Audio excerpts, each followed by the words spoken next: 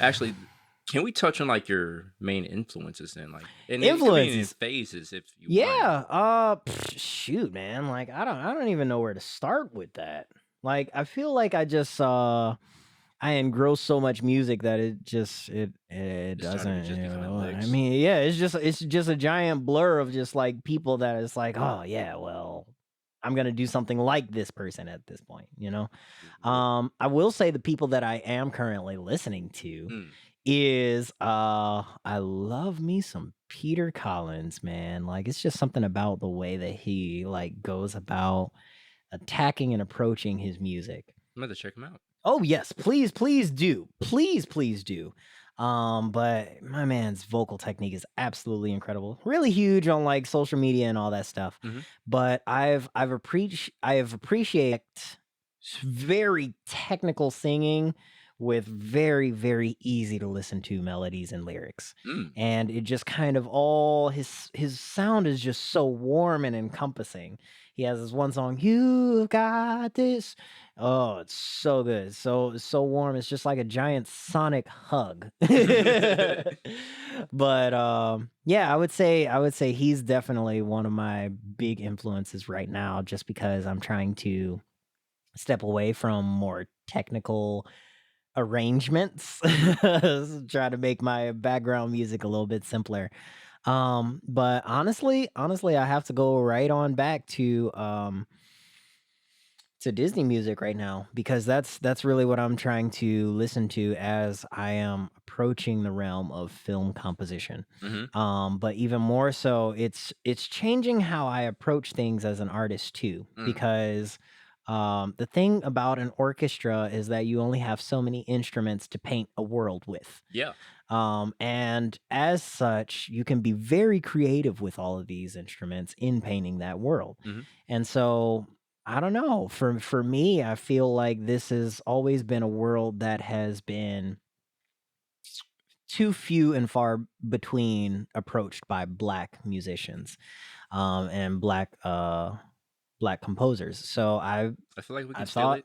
yeah, no, We can yeah, steal it. no. I think that's kind of the trajectory that I'm on right now. Is I would very much so love to aspire to be the next Lin Manuel Miranda, or very much so the next Hans Zimmer, and hopefully my lyrics compare to Alan Menken one day. Maybe I'll just have to turn 60 and that'll be the present I give to myself. Is like I finally wrote an Alan Menken worthy song. But I would say those are probably my big influences right Hmm. now. And obviously I have to throw in John Williams, Star Wars. Oh, that Right. entire that entire score, bro. That entire score is genius. It's just so good. But yeah, I find myself these days listening much more to composers Hmm. more so than I do of lyricists. I feel like, especially being in black culture, we're already privy to so many great lyricists that we don't really recognize as lyricists and or poets. We just call them rappers. And it's Yeah. like, well, rappers, they encompass a lot of that. It's They like do. they encompass a great deal of things. And I It's find myself, overlooked due to subject matter. oh yeah, I would definitely say it's not even just subject matter. It's the entire, Culture around it. yes, Yeah. it's absolutely the entire connotation that comes along with Hmm. the idea of a rapper. Oh, I'm assuming that you're only gonna talk about these kinds of things, but that's the nucleus of Yeah. black culture right there, right? Like it's the nucleus of our heart right there. Mm. And so I feel that being raised around so much of that, Hmm. it's not that I'm not paying so much of attention to lyricism now, because I definitely am. Hmm. It is more so that um it's more so that I'm trying to stretch myself in these other areas as well. Hmm. And lyrically, although I am not the best, Hmm. I am at level like 3 with composing. Right. So, gonna bring that up to at least It's a like 7. it's just a season right now. Yeah, gonna bring that up at least to a point where I can now grow them together. And, yeah, I've been kind of moving along those Mhm. lines. I've done some work with even some plays, doing some compositions for them. Let's get into that. Like, what's different about approaching a play and maybe approaching a song for an artist? It's like, hey, I got 3 minutes. I want to be on the radio. Yeah, so I think it really kind of comes down to those three things that we were talking about earlier. Let me Is see if I can remember them. We yeah, got atmosphere. I'm doing it oh backwards. yeah, atmosphere, We got a perspective, and temperature. temperature. Oh I was like, yeah, you was helping me. I didn't want oh help. yeah.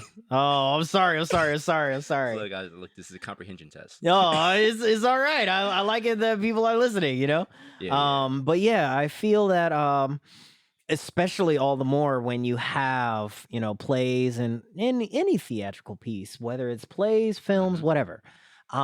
It really is heavy on that perspective. The first two that you mentioned, the atmosphere and perspective, right? Like you can get really gritty into the intensity of like how lyrically I'm gonna be, but really the thing is you now need to paint according to an image that's already set. Right. And for me, that's very helpful because a lot of the job is already done. I don't have to imagine what something would sound like.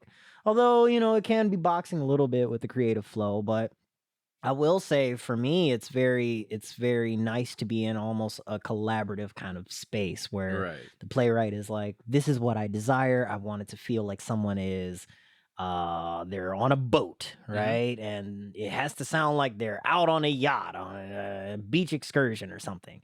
To me, already some thoughts come to mind just because I listen to music, Mm-hmm. right? Like, and I'm sure like anybody else, we listen to music and we can all kind of hear the steel drums in the background and Yeah. or random metallic sounds and like percussion and all that stuff. And maybe it's guys strumming on a guitar, right? We feel all of these things innately.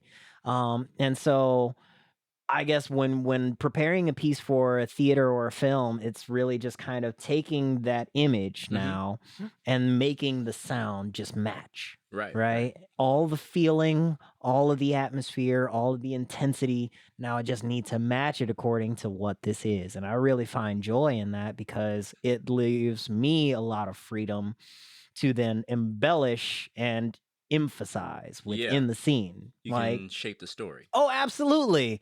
Like I love Looney Tunes for this. They do so well with this. Like taking a song like Blue Danube, right? Mhm. And making it so that it's tailored specifically to this episode of Bugs and what is it, Elmer? Mhm. Like it's genius, right? Like Yeah. how do we take this entire composition and we still give you the essence of that music and you still get the essence of whatever's happening on the cartoon screen, but you also get these little tidbits of bop, bop, bop, bop, bop, bop, bop, right? Like all that random stuff that happens in the middle of the scene, Mhm. screaming horns and all that stuff. So I absolutely love scoring for that in and of itself. It's like taking the image, taking the sound, emphasizing one another with each. I think That that's the fun stuff about it. that was lovely. I think artists everywhere can take a just just learn from that approach. Like you start with the story, you have the story Yeah, together, and now you're working backwards. Like, all right, how do I create this feeling? How absolutely. do I create the journey that somebody's going to go through? Yeah. What's going to happen in that journey? Yeah. And not being afraid to emphasize or throw in things that could also be a part of the journey, right? Like throw in a random crash. Okay, well, now somebody had dropped something on somebody now, all right? Like in the Right. good old Looney Tunes cartoons, right? It's Like like going through Chicago. it Sometimes you feeds hit a off of pothole. exactly. It feeds off of itself in those realms, right? And I think that's the beauty of, really kind of being in those two spaces Hmm. because, as the visual director, he might like what he hears and say, "Okay, well, do some more of those things." And as the composer, I might be like, "Hey, well, these kind of feelings, this is what I'm hearing with those, and I think this would best, communicate this. What if we did something along those lines where, now you see rain instead of it just being a rain stick in the back. Hmm. I feel like, it's a cool space to be much more in a collaborative kind of workflow rather than just strictly being like, okay, only audio. only visual. It's much more fun because you get so many much more dimensions to paint and play around with. So Yeah, that's actually beautiful. It's actually looking forward to seeing. Well, I know we've talked about this yeah, before personally about like what interactive media is going to become in the next yeah, few years. The last thing I want to touch on briefly, sure, you self-produce your music too, in a certain extent, I do. and I want you to just like give your thoughts to, like, artists who are self-producing, and like how do they not fall off the horse during that harrowing How do you journey. mean fall off the horse? Horse. Because I can fall off the horse in like a Okay, million and a say half okay, ways. okay, Like, okay. What I meant is like you fall like okay, you could fall off the horse, but like just getting knocked off too okay. long or permanently, I guess. Yeah, so I don't know. I think before anything, you have to come to grips with yourself that artistry is entrepreneurship, Mm-hmm. right? You are the business, right? Like that, there's no way around it, Right. right? And as such, if you are the business and you are the CEO and you are, the owner, right? You have to really love this business, Yeah. right? And even more so, you have to really love the impact of your business, Mm-hmm. right? And I think that's kind of really the importance of it is, we get knocked off the horse so much as artists because it's like I'm not reaching anyone, Mm. right? Or I'm not doing things that are progressive enough, or I'm not in the spaces that I need to be in, Mm-hmm. right?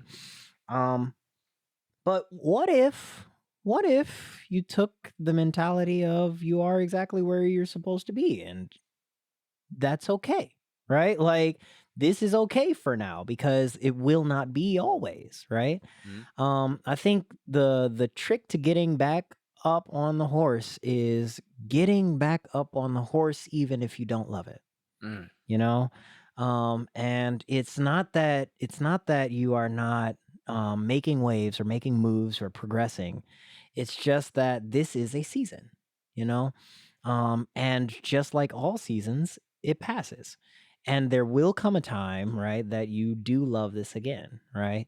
Um, I would tell any artist Mm-hmm. anything that makes you fall out of love with, the music, if it's like become a job, if it's become painful, if it's become toxic to you, breaks are healthy. Yeah. They are healthy. Mm-hmm. Take them, Yeah.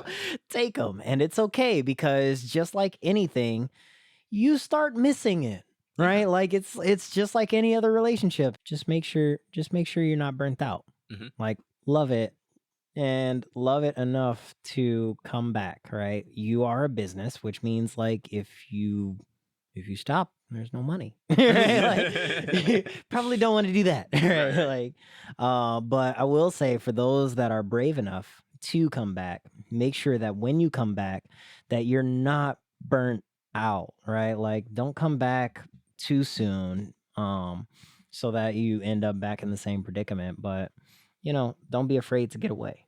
Don't be afraid to get away from it. So yeah. Yeah.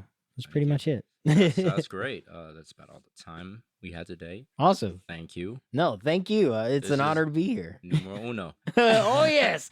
The best. Kick it off with the best. All right.